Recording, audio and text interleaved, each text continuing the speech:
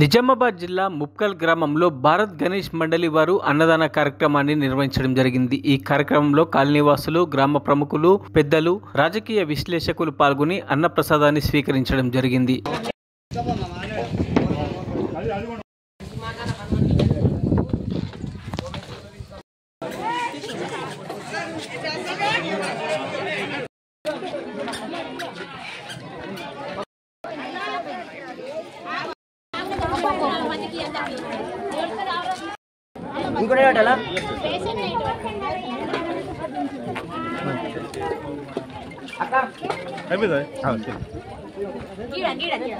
మరిన్ని అప్డేట్స్ కోసం మా ఛానల్ని సబ్స్క్రైబ్ చేయండి.